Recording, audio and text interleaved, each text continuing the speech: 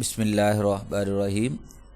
اللہ کے نام سے شروع جو بڑا مہربان اور نہایت رحم کرنے والا ہے۔ السلام علیکم ڈیئر طلباء، امید کرتا ہوں کہ آپ سب بچے خیریت سے ہوں گے اور جتنے لیکچر آپ تک پہنچے آپ نے ان کو اچھے طریقے سے سنا بھی ہوگا اور یاد بھی کیا ہوگا۔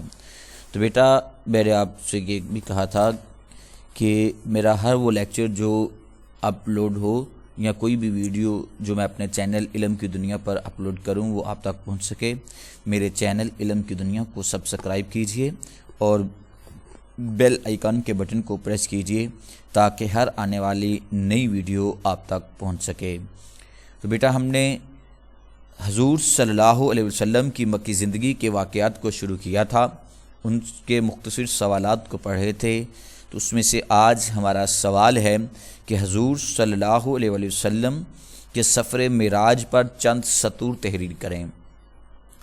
27 رجب کو نبوت کے 10ویں سال اللہ تعالیٰ نے اپنے پیارے رسول صلی اللہ علیہ وسلم کو اپنے پاس بلایا، آسمان کی سیر کرائی، جنت اور دوزخ کا مشاہدہ کرایا، 5 فرض نمازوں کا حکم دیا اور بہت سی دیگر نعمتوں سے نوازا۔ حضور صلی اللہ علیہ وسلم کے اس سفر مبارکہ کو واقعہ معراج کہا جاتا ہے۔ اس کا ذکر قرآن مجید میں سورہ بنی اسرائیل کے آغاز میں ہوا ہے۔ اس کے بعد ہمارا سوال ہے کہ بیت العقبہ سے کیا مراد ہے؟ 11 نبوی کو حج کے دنوں میں یثرب کے 6 افراد مکہ آئے۔ وہ یہودیوں سے حضور صلی اللہ علیہ وسلم کے بارے میں پہلے سے سن چکے تھے کہ آخری نبی کا ظہور ہونے والا ہے۔ وہ لوگ آپ کی دعوت اسلام سے بہت متاثر ہوئے اور مسلمان ہو گئے۔ اگلے سال یعنی 12 نبوی کو 12 افراد یثرب سے مکہ آئے اور عقبہ نامی پہاڑی کے قریب آپ صلی اللہ علیہ وسلم کی دعوت پر مشرف با اسلام ہوئے۔ انہوں نے جن باتوں پر نبی صلی اللہ علیہ وسلم سے بیعت کی وہ یہ تھی۔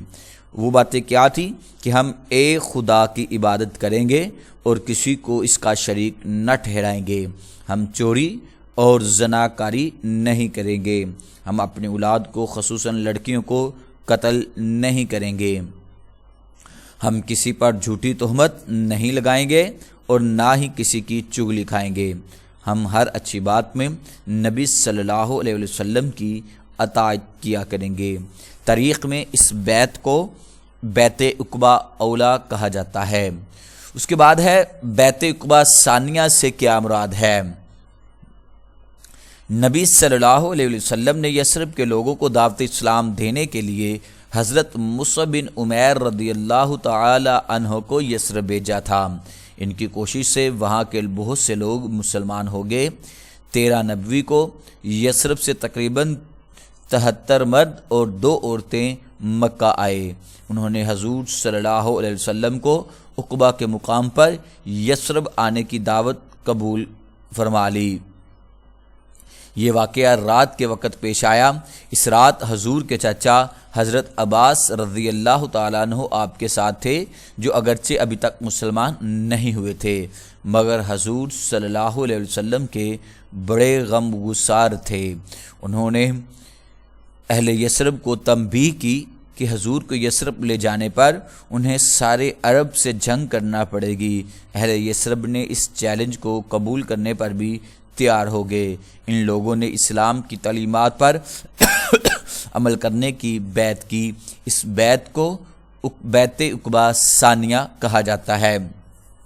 اس کے بعد ہمارا سوال ہے کہ حضرت حمزہ کے قبول اسلام کا واقعہ بالاختصار بیان کیجیے۔ نبوت کے 6 سال ایک روز نبی کریم صلی اللہ علیہ وسلم کوہ صفا پر بیٹھے ہوئے تھے کہ ابو جہل بھی وہاں آ پہنچا۔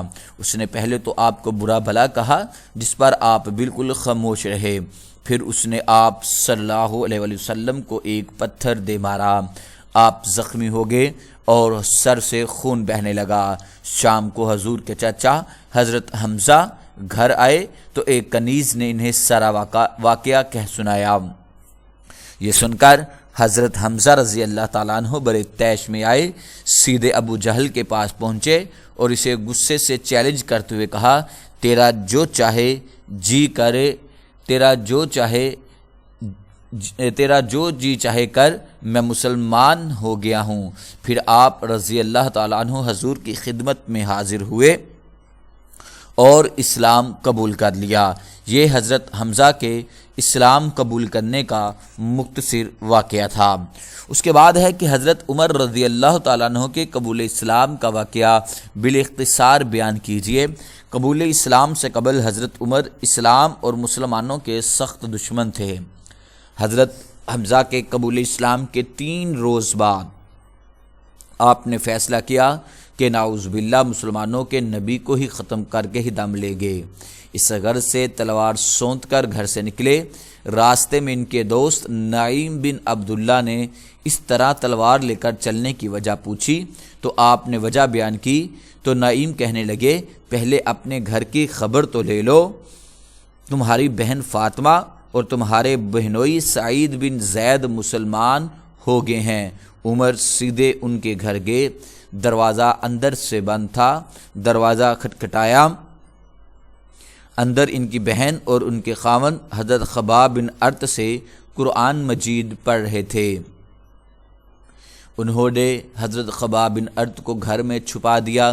پھر دروازہ کھولا تو عمر نے دونوں کو پیٹنا شروع کر دیا۔ بہن زخمی ہو گئی۔ انہوں نے کہا، عمر چاہے جتنا مرضی مارو، ہم اسلام سے واپس آنے والے نہیں۔ اس جملے کا حضرت عمر پر بڑا اثر ہوا۔ اپنا ہاتھ مارنے سے روک لیا۔ پھر ان سے قرآن مجید کی سننے کی گزارش کی۔ وہ حضرت خباب بن ارت کو اندر سے باہر لے آئے۔ انہوں نے قرآن مجید سنایا تو ان پر گہرا اثر ہوا۔ اس طرح حضرت عمر رضی اللہ تعالی عنہ نے حضور صلی اللہ علیہ وآلہ وسلم کے پاس حاضر ہو کر اسلام قبول کر لیا۔ اس کے بعد ہمارا سوال ہے کہ حضور صلی اللہ علیہ وسلم کے خاندان کے بارے میں چند جملے جو ہیں وہ تحریر کریں۔ عرب میں ایک شخص فہر قریش کے لقب سے مشہور ہوا۔ اس کی اولاد قریشی کہلائی۔ اس خاندان میں ایک نامور شخص ہاشم پیدا ہوئے۔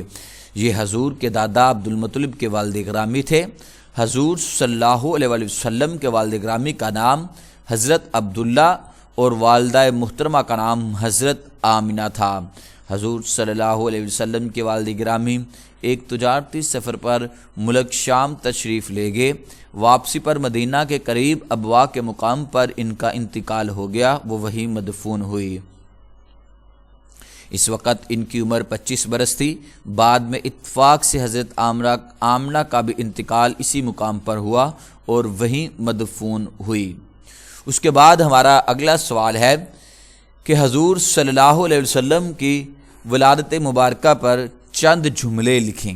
کہ حضور کی ولادت مبارکہ پر ہم نے چند جملے لکھنے ہیں کہ حضرت عبداللہ کی رحلت کی تقریباً 4 ماہ بعد حضور کی ولادت 22 اپریل 571 ہجری بمطابق 12 ربیع الاول پیر کے روز ہوئی۔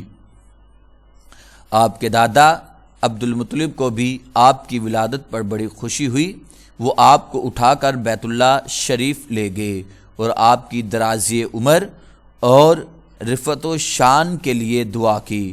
انہوں نے آپ کا نام محمد رکھا اور آپ کی والدہ محترمہ نے حضور صلی اللہ علیہ وآلہ وسلم کا نام مبارک احمد رکھا۔ محمد کا معنی ہے بہت زیادہ تعریف کیا جانے والا اور احمد کا معنی ہے بہت زیادہ تعریف کرنے والا۔ تو یہ بیٹا آج ہم نے حضور صلی اللہ علیہ وسلم کی مکی زندگی کے حوالے سے مختصر سوال پڑھے، جس کے اندر امیر حمزہ رضی اللہ تعالیٰ عنہ کا دعوت اسلام، قبول اسلام، حضرت عمر رضی اللہ تعالیٰ عنہ کا قبول اسلام اور اہل مدینہ کا قبول اسلام اور آپ کو مدینہ آنے کی دعوت دینے کے حوالے سے اور نبی پاک صلی اللہ علیہ وسلم کے خاندان اور آپ کی ولادت کے متعلق آج ہم نے یہ مختصر سوالات پڑھے۔ تو ان سوالات کو آپ نے اچھے طریقے سے یاد کرنا ہے۔ اس کے ساتھ آج کا لیکچر مکمل ہوا۔ اللہ حافظ۔